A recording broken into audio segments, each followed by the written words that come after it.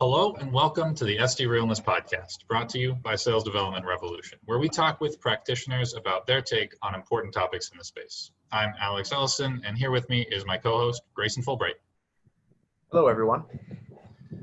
In this series, we're focusing on becoming a leader in the SDR role, and today's topic is about becoming a master SDR by using both the art and science of sales development to achieve those sales development goals.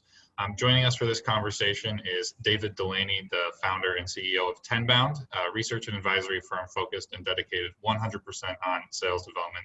David, I'm so excited to have you with us here today. Hey, thanks for the opportunity. Really excited to dive into the topic. Awesome.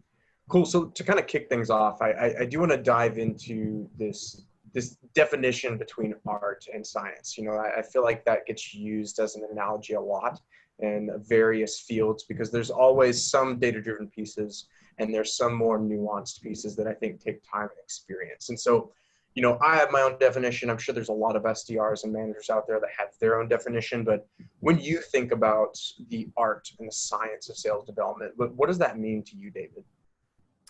Yeah, absolutely. I think it's something to really consider as you're, diving into your career as a sales development rep or thinking about going up into sales development management, because when you think about the art and science, the art of sales has always been those soft skills, being able to talk to people, being able to persuade, understanding the pain points that the customers might be going through or the prospects might be going through, and all those sort of squishy, non-measurable things that are just sort of innate as a human being.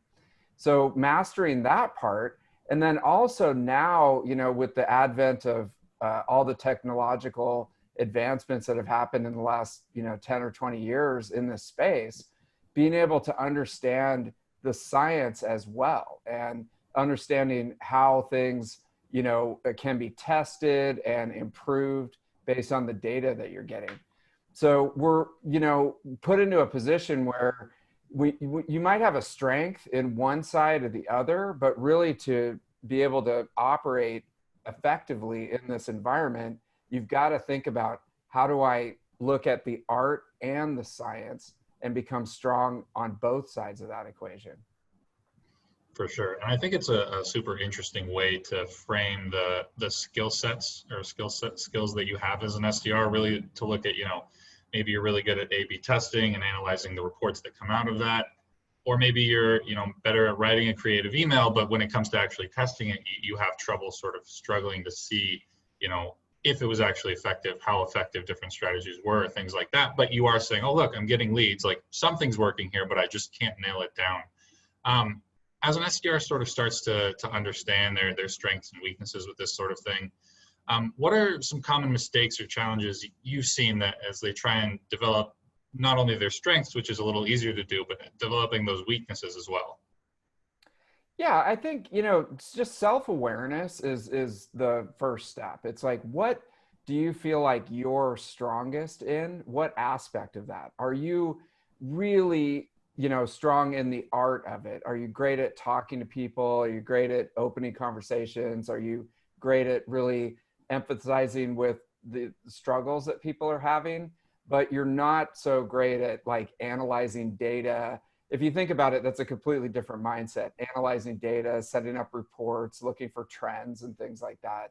The first thing is kind of, what am I really strong at and what am I great at? So try to get to that point first where you can understand where your strengths are. And then from the weakness perspective, it's like, are there people on the team or are there people in your mentorship community? Are there potentially people in the SD Revolution Slack group that can potentially help you to update those skills and become stronger in that area? So the first thing is just realizing like, hey, you can't be great at everything, but somebody out there is great at that. And you definitely want to build up your network to be able to tap them on the shoulder and have them help you out.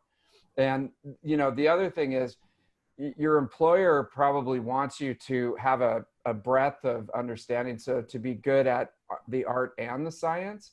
And so you're going to have to build up at least a basic level, you know, in that example on the science side, at least a basic level to be able to make reports and analyze basic information, but then, you know, maybe tap somebody on the shoulder to be able to help you with the stuff that you're not that great at. Yeah, I love that. I'm really glad that you brought up the concept of self-awareness, because I feel like that's a big step just in general, kind of entering the professional sphere, is being able not only to kind of have that snapshot, right? Because that's one skill, is being self-aware in a moment. What are my strengths and weaknesses? But then kind of having more dynamic awareness to where you can apply that and say, okay, here are my strengths and weaknesses. Where do I need to be if I'm reaching into this market or if I'm trying to do this part of the job? And I think that's a really good tool belt to have for an SDR, because you might not be the best at something, or you might be really great at something. You know, it doesn't matter. But I think if you have the awareness to be able to clearly communicate that with people who you might be able to help, or managers or leaders that might be able to help you with something you're struggling with, I think that's the first big step, because you can't get there, you can't get over that bridge until someone knows about it, and especially until you know about it. So I really love that point about self-awareness. Yeah, I mean, one of my mentors, there's a guy named Dan Sullivan, and he runs a company called Strategic Coach. And, you know, he's got a concept of unique ability. And it's basically everybody's got a unique ability. Everyone out there has something that they're really good at. And, you know, we spend a lot of time as you come up through school and just in our like environment that we're in, of trying to put everybody into like a box of what they're supposed to be. And you're kind of supposed to be good at everything. You're supposed to get all A's, right? In all these different topics. But then you get out of school and it's like, you know, there's certain things that you're really good at and a lot of things that you really suck at. And, you know, you only have a certain amount of time to like develop your career. And so, you know, when you look at that, the concept of unique ability, it's like the thing number one is find your unique ability, like find something that you're really, really good at, and then just double down, triple down on that. And then find the people, you know, in your network and inside and outside of your company to help you kind of buttress up the weaknesses. And, you know, we're talking like the art and science of sales development. So, you know, if you just realize like, I suck at the art part, like I can't talk to people, like, I just become too impatient. Like I really don't give a crap about my customers. I just like to geek out on the data. Then, hey, that's telling you something. I mean, you maybe like sales operations or marketing operations or some other part of the process is better, and you should really double down on that and then try to partner up with people who are more into the art side. So just something to think about. Yeah, and I really like that. I think, you know, it becomes more and more obvious that you really need other people around you to help you, support you in the SDR role. I know, you know, as a personal example, I've always been pretty good at writing emails when I was an SDR, but not as good on the phone. And I think one of the most successful periods I had was when I was working alongside an SDR who was great on the phone, but not quite as good as email. So we were able to, even though it's art and art, there's still that strengths and weaknesses you have to deal with. And we were able to sort of recognize that. And he would help with, you know, call scripts, role play sort of things, and I would help with the email templates. And between the two of us, we were able to get infinitely more done, and we're way more successful because of that. So I think it really, the arts versus the sciences is the topic here, but I think you really touched on an important thing, at least to me, of being able to look at not only your mentors, but even just your peers and seeing where they can help you out and where you can help them out, and making it a good relationship in that sense. 100%. I mean, and you look at like, again, going through school, it's, hey, I've got a big exam. I've got the SATs. Can I work with a group of people to do this? Because I'm really good at English, but I suck at math. No, dude, you're cheating. That's considered cheating, right? So we come through with this mentality that, hey, I have to be a master of the art and science of sales development. And if I suck in one area, I suck, you know, and it kind of hurts your ego a little bit. And just, hopefully if, there's one thing from this, it's like, whether you're an SDR or an SDR manager or, an executive, just realizing like, hey, there's stuff that you're really good at and there's stuff that you really suck at. So your example's perfect. Now, because of this crisis, like we're all remote. So we got to figure out how can we leverage online resources like the community that you guys are starting? How do we leverage internal, dialogues within the company to like build up a little team and make yourself more successful?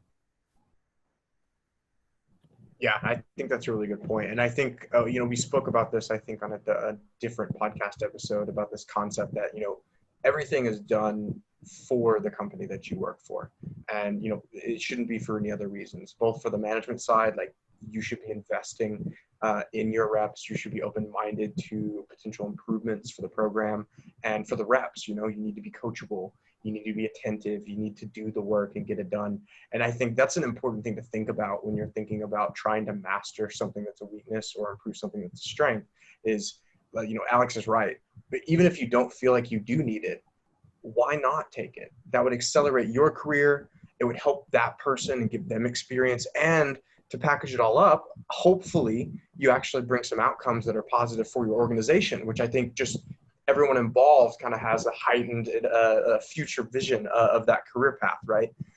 So I really love that idea. Before we wrap up, David, I did want to get some final advice for any SDRs who might be really good at the art side and have the soft skills. They might be really good on the phone with conversations. And then for the SDR that might be data-driven and really all about optimization, testing, numbers, process. If you're thinking about those two types of personalities, what advice would you give to them if, going back to your other statement of doubling down on that big strength, what advice would you give to them to help them do that? Yeah, I mean, well, first things first, the employer, hired you to perform a duty, right, and get a result. So you got to figure out what is that. And so if you're in a situation where the reason that they hired you and what the boss wants is you to make 500 cold calls a day and to set up, 10 appointments every day, then that's what they're expecting of you. And people have come a long way, but they're not necessarily trying to figure out what's your, unique ability and what are you good at. The way that they're looking at it is, I just want you to like produce a result. So you got to figure out what is that result and what are those activities that the employer is looking at. And if you want to work there, and I think we all need a job right now. So if you want to work there, you got to kind of play that game and you got to use some of these things that we've been talking about to buttress those weaknesses if it's just not like a good fit right now, but you need the job. So you got to reach out to people, reach out to your team, reach out to the community, figure out how you can get good enough at those things that you're not that great at in order to keep your job. And at the same time, figure out what your unique ability is and start to really develop that so that either at your own company right now, there might be an opportunity at some point, or, at some other company, like there might be a better fit for you where you can be happier. So yeah, right now I would say you kind of got to spend some time in things that are your weakness because of just the way that things are right now. Just at the same time, it's like, what am I actually good at? What do I naturally excel at? And how do I position myself to get better at that for the future? Yeah, I really like that. And that's, even though you might feel like you're forced into developing a weakness, which, is never comfortable for anyone, in the end, you do end up becoming a much more well-rounded rep, and it's much easier to succeed from there. So I think that's great advice. And I think whenever somebody can recognize, a gap in their knowledge or their skill set like that and really address it, those are really the A+ players. Those are the guys that are going to really make it in the SDR role and beyond. Yeah, 100%. And I'll give you just a quick example. I'm very much like more of the art side of things, and probably if I was left to my own devices, would be the most disorganized person on earth. Like I would just have piles everywhere. I got it from my dad. I blame him. And so over the years, I know that the organization is a weakness, but I've kind of conquered it to the point where I can run a company and be successful. I'm never going to be good at organization. I realize that, but I've got it to the point where it's passable, and I can run things, and my life is not a complete disaster. So that's kind of how you want to think about it. At the same time, what am I actually good at? Where can I press the gas and really develop that? And that's more of on the art side. So yeah. Yeah, that's awesome. I love that. David, unfortunately, we're running out of time. I'd love to keep talking, but thank you so much for hopping on today. Really shed some light on the art and science of sales development, really dealing with those strengths and weaknesses and how to take advantage of them, as something that I personally don't think is brought up enough when we talk about sales stuff. So I really appreciate you coming on here. For people listening, where can they go to find out more about you, more about Tenbound, or get in touch? Yeah, absolutely. Tenbound is probably the best. It's just TENBOUND.com, tenbound.com, and tons of free resources, and hit the contact. If you'd like to talk more about this, happy to jump on. Awesome. Thanks for joining us, David. This has been Alex and Grayson for the SDRealness podcast. Until next time, SDRs, keep it real.